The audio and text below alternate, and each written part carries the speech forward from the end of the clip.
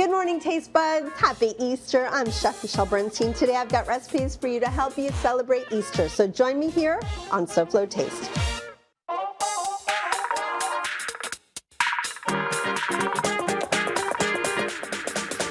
How fun is that?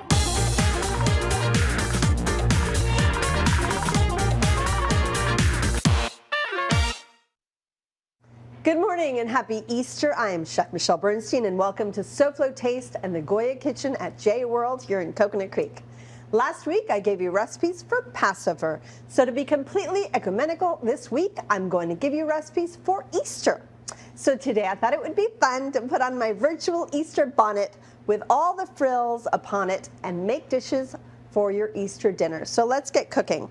The first thing I wanted to teach you was how to cook a perfect whole fish. And I chose a beautiful Branzino for today. I want to remind you that Delaware Chicken Farm and Seafood Market has dozens of types of fishes and seafood. Besides this Branzino, they've got snapper, grouper, dolphin, salmon, stone crab, shrimp, scallops, clams, oysters, mussels, and so much more. You can go there at 4191 North State Road 7 in Hollywood, which is my favorite way to just look around and take it all in. Of course, you can always go see them at DelawareChicken.com. Call them at 954-983-6831. Place an order and tell them Michelle sent ya. All right, so I want to teach you a little trick. Taking any kind of really a knife, it has to be a little bit sharp. I'm just going to cut a little incision here along the head and collar, and then using the knife, just go down one side of the fillet all the way down, and then make a little straight cut around the tail down here, okay? You don't need to do anything else. Flip it over and do the exact same thing. Make a cut here by the collar and head. We're gonna do this side, we're just gonna cook it. So let's make it taste good. Let's spray this rack with a little bit of cooking spray so that it doesn't stick. I'm gonna oil the fish and give it beautiful flavorings. I love za'atar and sumac on fish. It's some of my favorite Middle Eastern spices.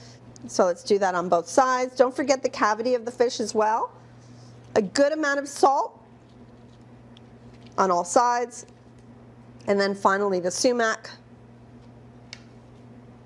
A little bit of black pepper all around it. So I'm going to go ahead and put this, make sure I got all that good flavor on it, right onto here. And to me, I don't know, one Branzino, they're not very big. I would say that one could feed 1 to maybe 2 people. If you had sides and everything, I guess one Branzino for 2 would be perfect. Let's go into a really hot oven. My oven is set at 400 degrees. And I'm putting it a little higher on the top of the oven so that it gets really roasty. I'm going to start the next recipe and then we'll finish it when we come back. We are going to make an asparagus gratin, or as some people call it, au gratin. I'm going to first just quickly blanch the asparagus. We have some gorgeous, look at this, beautiful, big, fat, bright green asparagus. It's the perfect time for asparagus right now. So I've got some water going at a nice simmer right now. Go ahead and heavily season your water. So this is going to be fast. We're going to take some ice water and make sure your ice water is sitting in something big. See how big and long this Pyrex is? So you want something long enough to where the asparagus can fully be submerged in a nice cold ice water bath, okay? That'll stop the cooking process. So I'm not going to do all this asparagus at once because it won't all fit into my pot. I'll put a handful in. We're going to drop it in. The water is at a nice gentle boil. I'm going to count to 20 seconds. 19, 18, 17, 16, 15, 14, 13, 12, 11, 10. I think we're there. 20 seconds. Lift and place right into the ice water. When you come back, this will all be drained and dried a little bit, and we're gonna start on the beautiful Parmesan cream sauce that's gonna go over it to make a gorgeous, melty, cheesy asparagus gratin. Come right back because I've got more recipes for Easter, and hurry. Chef Michelle has more from the Goya Kitchen at J World. SoFlo Taste is back in 2.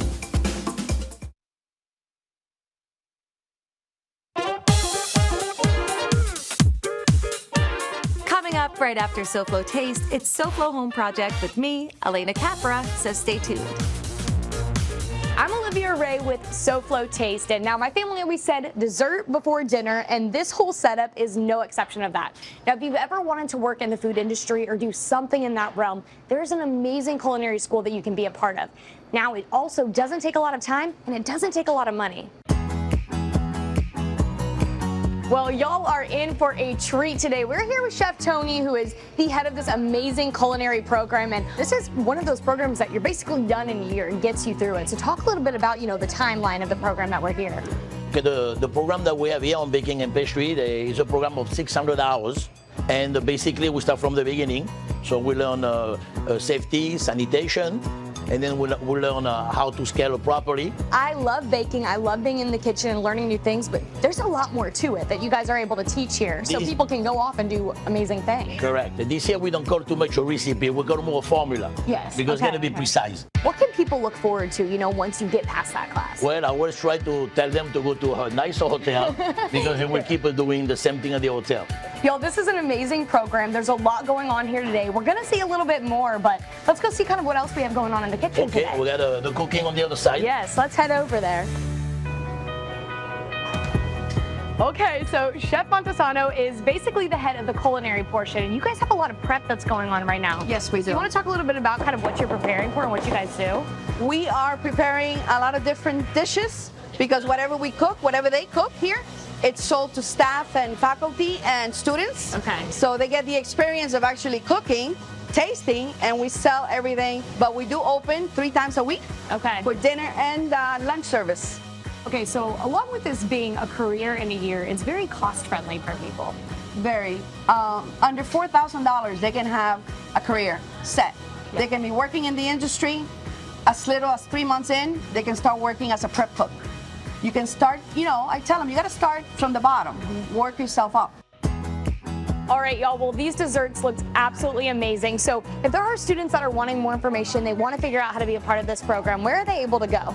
Well, they can always call, or the best is to come to the kitchen. We give them a tour for free. We give them even a hands-on for free, and then they get a chance to have a degustation.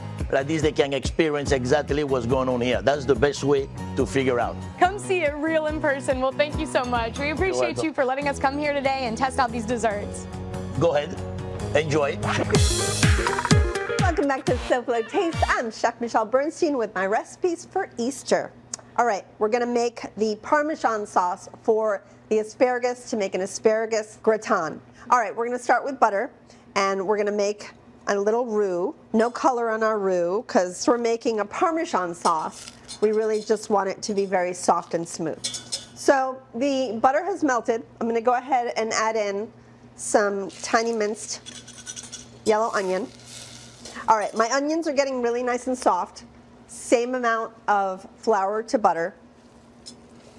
And then I always start with too much milk over to my side, and I just put in milk little by little until the sauce gets to the texture that I want it to be. So, see how this has come together. See how it kind of looks like a dough? How it's all kind of almost one? So I'm just gonna keep cooking this just to cook out the raw flour flavor a little bit. At the same time, just so you know, in this pan, I've taken a little bit of melted butter and some panko breadcrumbs and just let them toast until they've gotten a really pretty color. They kind of look like graham cracker crumbs. And I've seasoned it with a little bit of salt and pepper, and that's gonna go over the asparagus once it's finally cooked in the oven. All right, let's go ahead and add the milk. I'm not gonna add it all. I'm gonna start out with about half of it. Okay, I started out with 3/4 of it, and let's get it nice and thick. I'm gonna swap out for a rubber spatula, because once it starts getting a little thicker, I don't like to have a whisk, because everything gets stuck in the whisk. At this point, I'm gonna add a little bit of ground white pepper. The only reason why I use white pepper is so that it doesn't show little specks of black from black pepper. So you can use black pepper if you want to, if you don't really care about the specks. And that's my nutmeg. Okay. So this is starting to thicken. It doesn't take long. you never want to walk away, because what happens is when it starts to thicken, it could possibly stick to the bottom of your pot and you could possibly burn. Okay, while I move that around, let me tell you a little bit about the cheeses I've got. So I'm making a Parmesan bechamel. So Parmesan, which by the way is freshly grated, we grated it ourselves. It's much better that way, but if you want to buy it, it's all good with me. So the parm will go into the bechamel, giving it a beautiful Parmesan flavor, which is basically called a Mornay sauce. And then this is deliciously, we just grated Gruyere cheese. And this is going to go over the top. We're not going to put it into the bechamel. All right, this is looking beautiful. It's getting really nice and thick. I might add a little more milk. We'll see how it gets. I'm adding salt to it. And let's keep cooking it until we see what texture it's going to be. And I will show you the consistency so that you know what I think might be a little too thick or too thin. All right, while we let this go a little bit, let's go ahead and take the Branzino out of the oven.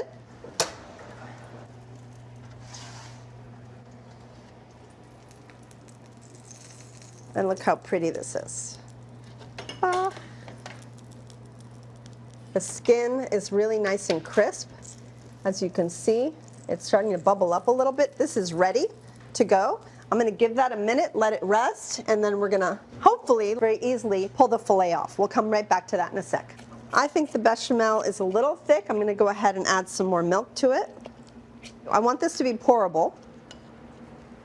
And this is, it's beautiful, but it's a little thick. See how much it's sticking to the spoon? Which is why I'm just going to add a little bit more milk. And when I give you the recipe, it will be exactly the way I made it today. Okay, I think we're good there. So I'm going to go ahead and shut this off, add a couple good handfuls of the Parmesan, and let that Parmesan melt into that bechamel. Who doesn't love Parmesan? Let's go ahead and put asparagus into a gratin dish, which basically just means a dish that can go into an oven. So let's keep them all in line. And these are the blanched asparagus that I showed you how to blanch them earlier.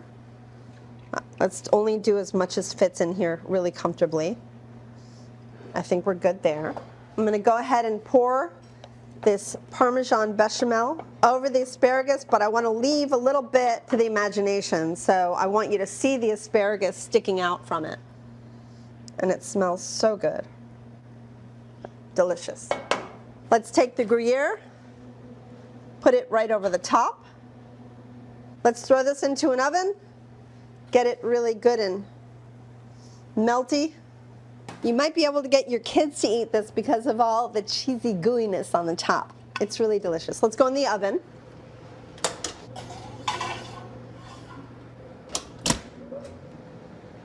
And that won't need long. That's probably going to need about 5, 6, at the most 8 minutes, at the very most.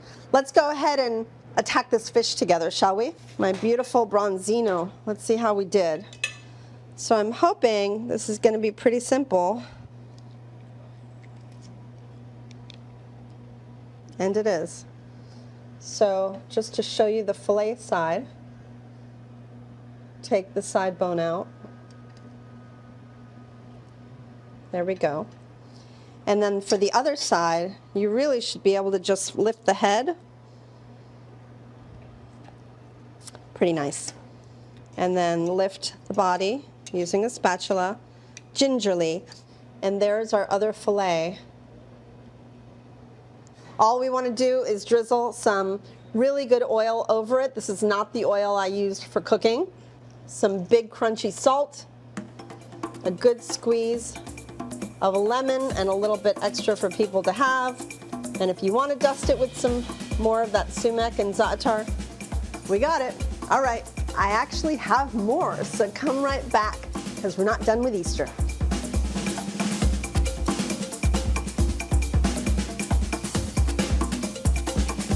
SoFlo Taste will return right after this.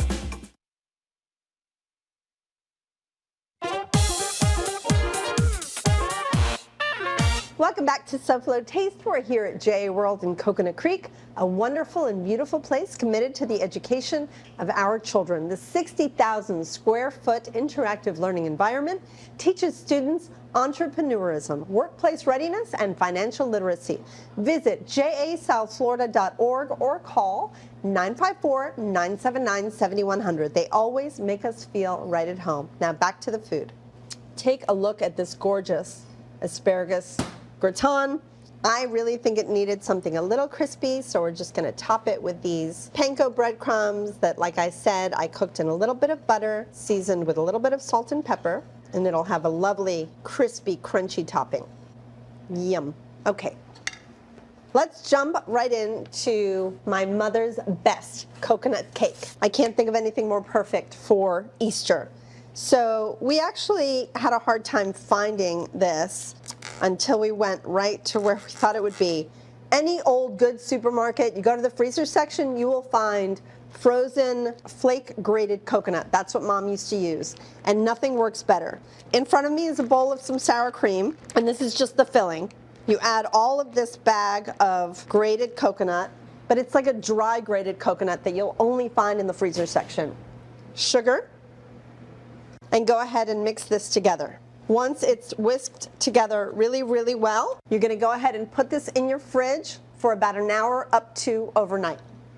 Mom used to say that she would leave it in the fridge for an hour for all the sugar to really melt into the sour cream and the coconut. Then you take your favorite yellow cake recipe. Mom used to use a cheat recipe, which I will give you on the show's webpage. However, you can use your favorite, buttery, simple vanilla cake, okay? And what you do is you start the layering. Here is the first layer, the bottom of the cake, and you cut the cake into 4 even slices.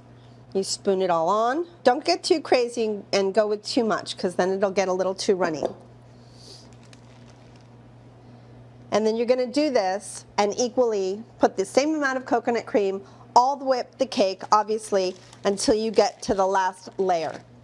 And what you get is this. Now, Mom would wrap that up, and because it's the day before Easter, it's the perfect time to make this cake, because you need to wrap it up in plastic wrap and let it just sit in your fridge overnight. It's the best way to do it. And then you take off the plastic wrap. Now, we're going to keep this little paper here just to protect the plate. Okay. Now, to finish off the cake, Mom used to make unsweetened whipped cream. Because you have so much sweetness in the layers and the cake itself is pretty sweet, she decided, and I love this idea, not to sweeten your whipped cream. We do, however, have toasted grated coconut, and that's for the outside. So I'm going to go ahead and just cover whipped cream. No frosting, no nothing, just whipped cream. And I'm going to just whipped cream this cake. If y'all got to go ahead. Go take a minute. Come right back. Just so you know, when I'm done covering with whipped cream, I'm going to go ahead and put this grated toasted coconut right over the cake. So go take your break, but come right back so we can see how this cuts open. I'll see you in a minute.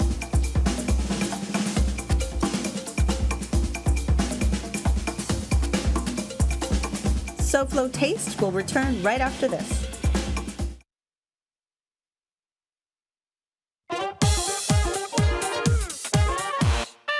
Welcome back to SoFlo Taste and our Easter show.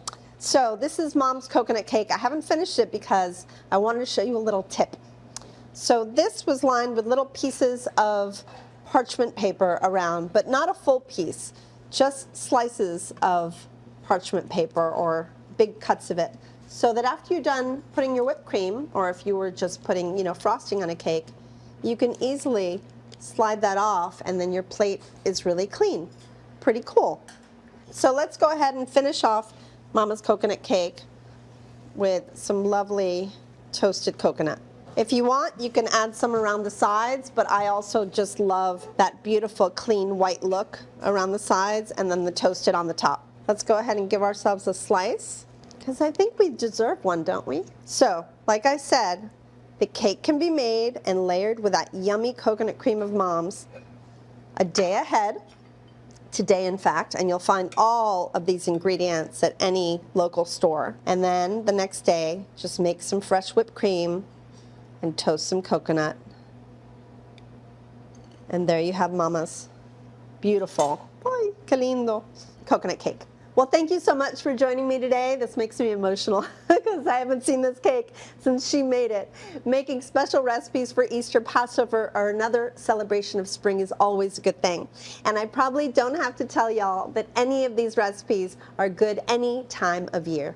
Next week, this show will air on what is usually Tax Day, April 15th. And by the way, I sure hope that that is not a shock to y'all. But this year, you'll have until Tuesday, April 18th to file. So I thought it would be fun to give you up some recipes celebrated for your refund and recipes to commiserate if, of course, you have to pay up. So join me for my Ode to Tax Day on the next SoFlo Taste. Now let's check in with my pal, talented Elena Capra. Hey, Elena, what's coming up next on SoFlo Home Project? Hi, Michelle. Good morning. So today we share ways to make a modern home feel more cozy. Coming up on SoFlo Home Project, we tour a beautiful home with modern elegance, some organic textures, and a touch of glam. Okay, Elena, thanks. We'll be glued. So taste buds, be smart, be safe, and be vaccinated. And I'll see you here next week. And stay where you are, because SoFlo Home Project is next. Goodbye, and very good taste.